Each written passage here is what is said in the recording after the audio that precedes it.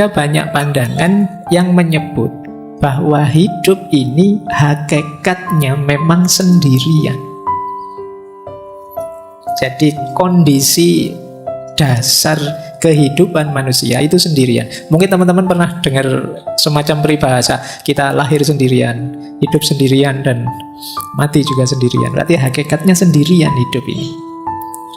Kondisi murni dasar manusia itu sendirian. Tapi kan dalam kenyataannya kita berhubungan, Pak. Kita berinteraksi dengan orang, Pak. Nah, interaksi dan hubungan itu, kalau sendirian tadi yang hakiki, berarti interaksi dan hubungan itu sifatnya artifisial. Jadi sifatnya tidak hakiki. Tidak ada hubungan yang tidak berpisah. Semua hubungan, semua relasi pasti pada saatnya berpisah. Berarti memang hakikat hidup ini sendiri. Maka teman-teman tidak perlu malu, tidak perlu gentar. Kamu sampai usia sekian kok tidak punya pasangan, sendiri saja. Loh, ini yang hakiki justru seperti ini. Jadi hakikatnya hidup itu justru ini. Nah, makanya di situ saya kutip ya. Ini kalimat dari Osho. Osho ini seorang tokoh filosof spiritual mistik India, punya aliran namanya Rajneesh. Kapan-kapan kita bahas beliau, seorang manusia spiritual. Judul bukunya menarik, The Sound of One Hand Clapping, suara satu tangan yang bertepuk. Itu lebih kesepian lagi itu. Ya, jadi tepuk tangan tapi tangannya satu. Kata Osho, kita lahir sendiri dan akan mati sendiri. Di antara dua kenyataan tersebut, kita menciptakan 1001 ilusi tentang kebersamaan.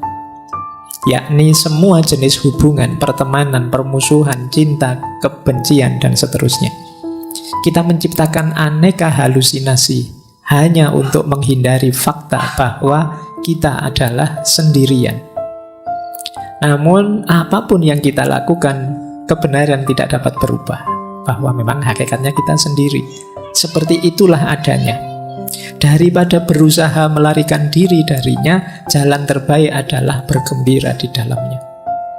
Jadi jangan sedih, jangan galau, jangan malu, jangan gentar kalau kita sendirian. Karena memang kita lahir dulu sendirian, nanti mati juga sendirian.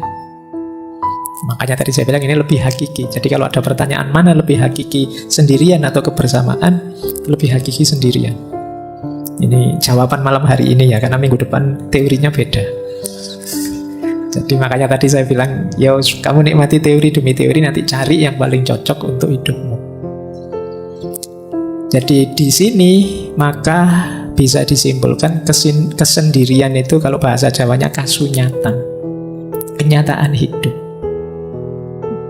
Nanti ada yang bilang, kenapa sih kok hakikatnya hidup itu sendirian? Karena kita ini menghidupkan diri kita. Yang bisa memahami ya kita, yang mengerti kita ya kita. Tidak ada orang yang bisa memahami kita sampai detail, sampai level paling kecil. Yang sahabat paling dekat pun paling ngerti gambaran umum saja kita. Tidak ada orang yang begitu pahamnya tentang kita selain diri kita sendiri.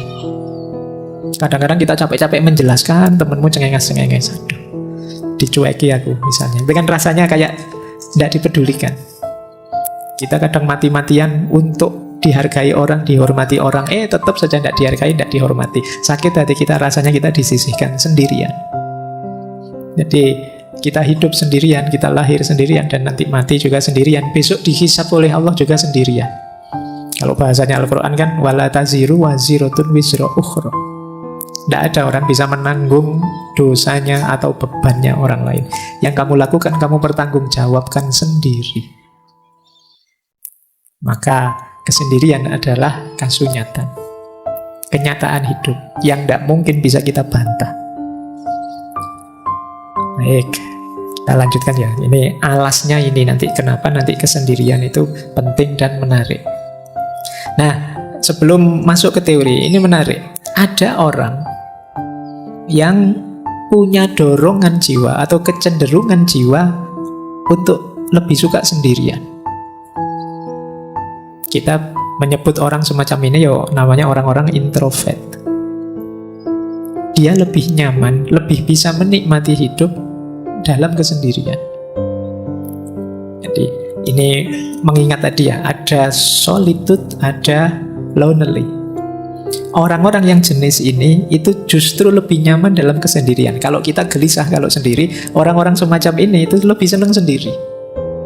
Hadirnya yang lain itu merepotkan saja. Nah, kita lihat ya, saya tidak tahu teman-teman ada di sini apa enggak.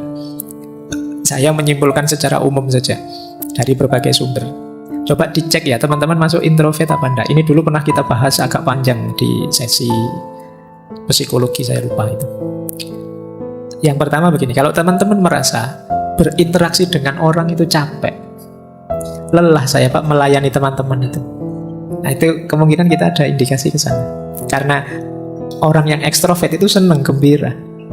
Mungkin capek tapi dia bisa menikmati. Tapi orang-orang yang jenis introvert ini, dia merasa, alah, berjam-jam saya harus melayani tamu sebanyak ini, bikin capek saja. Nah, itu teman-teman kok tidak pulang-pulang toh, yos. Saya mau tidur, saya segera ingin main game, saya segera ingin main itu. Nah, itu kemungkinan introvert. Yang kedua, circle-nya kecil. Orang-orang yang senang sendirian itu biasanya ya circle-nya tidak banyak, temannya 1, 2, 3 dan hanya itu saja. Lebih suka menghabiskan waktu sendirian. Orang semacam ini self healing terbaik menurut dia ya di rumah, di kamar. Kalian kan sering ngajak, yuk healing, yuk jalan-jalan. Healing itu kan selama ini kita mengartikan kemana tuh kayak jalan-jalan kayak. Tapi bagi orang ini healing terbaik itu ya di kamar. Jadi begitu masuk kamar itu disitulah surganya. Nah kalau ada yang seperti ini mungkin kalian ada jiwanya agak introvert. Jadi lebih senang di kamar saja. Kemudian tidak suka lingkungan yang berisik. Kalau ada rame-rame dia, alah apa sih itu, tidak senang dia. Dan lebih tertarik dengan aktivitas-aktivitas sendirian. Nah ini indikasinya. Implikasinya kadang-kadang karena orang-orang introvert ini juga kan pasti bergaul meskipun tidak intensif. Sering kali orang ini, apakah teman-teman pernah merasakan ini, saya tidak tahu, biasanya lebih suka berharap orang lain mengerti dirinya tanpa harus dia capek-capek menjelaskan. Jadi dia pingin, mbok ya temanku itu ngertilah aku. Jadi kok aku diajak jalan-jalan terus toh, ya aku itu pinginnya di kamar. Mau tak tolak itu ndak enak, mau tak ikuti kok ndak cocok dengan seleraku, mbok yo ngerti yo teman-teman itu. Dia memendam rasa ingin dimengerti. Jadi kalau teman-teman yang hadir malam hari ini sering merasa begitu, orang-orang kok ndak paham-paham sih mauku ya, kok ndak ngerti apa yang aku inginkan ya, itu mungkin ada gejala-gejala ke sana. Agak introvert. Saya tidak ngomong jelek ya, introvert, ekstrovert itu bukan urusan baik buruk atau dosa atau pahala dan siksa, tidak ada itunya. Ini gaya kepribadian saja. Jadi kalau teman-teman merasa capek dengan hadirnya orang lain, merasa orang itu tidak ada yang paham diriku, nah itu kemungkinan gaya hidup kita gaya introvert ini. Kemudian seringkali mikirnya terlalu lama ketika ingin memutuskan sesuatu. Termasuk ada istilah silent treatment. Jadi coba saya misalnya punya teman ingin menjauh dulu sementara biar tidak terlalu terpengaruh tapi lama-lama terus jadi tidak akrab lagi sama temannya. Itu ada yang jenisnya seperti ini. Diajak sangat akrab tidak mau, diajak terlalu intim tidak nyaman dia. Ketemu ya say hello, hai ada apa kabar, sudah makan belum, sudah selesai pulang. Jadi tidak detail-detail sampai akrab sampai gimana, dia tidak nyaman dengan itu. Jadi ciri implikatifnya kadang-kadang mikirnya lama untuk bisa memahami orang, pingin yakin orang tidak membohongi saya, yakin orang mengerti saya, sampai akhirnya rasanya ya jadi tidak akrab lagi sama teman-temannya. Dan kadang-kadang kecewa dengan dirinya sendiri. Saya itu kok begini ya, jangan-jangan saya itu kurang ramah ya, jangan-jangan saya itu orangnya tidak enak diajak ngobrol ya, jangan. Itu sering kecewa, menyalahkan dirinya sendiri. Ini cirinya orang introvert. Kemudian kadang-kadang juga ekspektasinya tinggi pada orang lain. Akhirnya kecewa. Membayangkan temannya bisa memberikan apa, berbagi apa, memberikan apa, tapi kemudian tidak seperti yang dibayangkan. Kenapa kok dia estimasinya salah? Karena relasi sosialnya kurang. Sehingga kadang-kadang mungkin mudah ditipu orang, mudah dikecewakan orang. Dia tidak ngerti kalau orang gayanya kayak gini nih, yo biasanya yang pusing. Oh, kalau orang cengeng-cengeng kayak gitu itu tidak serius. Oh, itu kan hanya yang akrab yang ngerti gitu. Nah, kalian yang tidak terlalu intens dalam pergaulan di dunia sosial sering salah membaca. Nanti orang basa-basi dianggap serius. Mari mas, oh ya, kadang-kadang wong itu cuma basa-basi kamu. Nanti ada, ayo silahkan itu. Kalau di sini ayo silahkan itu cuma basa-basi, jangan diminum beneran. Nanti ada orang makan, sudah makan? Belum. Nah, itu ya kalau sopan santunnya sudah makan, sudah silahkan lanjutkan gitu. Tapi kalau tidak ngerti ya gitu. Jadi karena tidak terlalu intensif dalam pergaulan, kadang-kadang salah estimasi, akhirnya kecewa. Ya mbok sekali-sekali mampir, itu basa-basi, kamu mampir beneran. Nah, harus hati-hati karena pergaulan sosial ya punya rumusnya sendiri-sendiri. Ya. Nah, termasuk juga sering tidak enakan. Waduh, jangan-jangan teman saya marah ini. Waduh, sering tidak enakan. Jadi orang introvert itu karena apa yang dia rasakan tidak terekspos keluar, dia sibuk dengan dirinya sendiri. Jadi ini di antara cirinya. Nah, ada juga variasi unik. Ini sebenarnya ada jenis-jenis introvert tertentu yang khas. Misalnya ada istilah social introvert. Social introvert itu bukan berarti orangnya tidak bergaul, tapi circle-nya sangat kecil. Oh, kalau sudah di circle-nya sih podo, sudah yo teriak-teriak, yo aktif ya. Tapi ganti circle diam dia. Nah, ini namanya social introvert. Kalau sama gengnya, wow aktifnya luar biasa, dia bisa jingkrak-jingkrak, dia bisa balapan motor dia bisa. Tapi begitu ganti circle, dia pendiam. Nah ini ada namanya social introvert. Mungkin kalian begitu. Kalau ketemu circle-nya di luar, wah kumat. Tapi begitu masuk circle ngaji filsafat, wah kok gini situasinya, kamu diem kayak orang sholat. Nah ya itu social introvert namanya. Jadi yo kamu aktif hanya di circle-mu. Atau tipe thinking, pemikir. Berbaur sih ya bareng sama teman, tapi kalau sudah berbaur diam saja mikir, kadang duduk di pojok sambil menganalisis, itu namanya thinking introvert. Tidak bisa diajak ngomong santai, guyon-guyon, pokoknya dia mikir, menganalisis sekelilingnya, ngomong, wah ternyata kalau di kafe ini, ya itu mikir apa yang dilakukan anak-anak muda ini ya, masa depan bangsa gimana ya kalau anak-anak. Jadi yang lain ngobrol sepak bola, ngobrol K-pop, ngobrol apa, dia mikir masa depan bangsa. Nah itu akhirnya dia diem terus mikir, ya Allah ini nanti di akhirat gimana kalau ditanya malaikat ini. Itu tipe thinking introvert. Ada yang jenisnya anxious introvert, itu orang yang cemas terus. Ya berinteraksi dia, tapi setelah berinteraksi terus dia bingung, aku tadi salah ngomong enggak ya? Teman-teman cocok enggak ya dengan gayaku?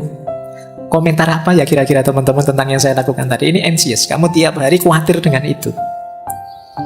Jadi ini menurut gengku aku kayak gini, ini cocok enggak ya, sesuai enggak ya. Nah ini namanya anxious. Kamu khawatir terus, khawatir salah, khawatir keliru, khawatir menyakiti, khawatir. Sehingga kecenderungannya kamu terus lama-lama jadi sulit aktif. Atau ada orang tertentu yang restrained introvert, itu yang tertutup sih sebenarnya. Ya seperti orang introvert biasa, tapi lama-lama kalau sudah cair, oh itu dia sudah bisa terbuka, mungkin ngalah-ngalahi yang ekstrovert. Jadi, awal datang itu pendiam, nggak ngomong. Besok ketemu masih diam. Hari ketiga, wah cerewetnya ngalah-ngalahi. Nah, itu restrained introvert. Baik, ini tipe-tipe orang yang bisa menikmati kesendirian.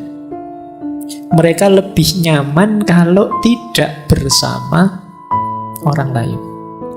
Jadi orang lain mungkin bagi dia sifatnya mengganggu saja, atau sekedar kewajiban sosial, kewajiban budaya, kewajiban agama. Tapi bagi dia lebih nyaman kalau tidak ketemu saja, nyusahi saja kalau ada orang lain itu. Nah itu bisa begitu. Kalau bahasanya Sartre itu mungkin hell is other people, orang lain itu neraka bagiku.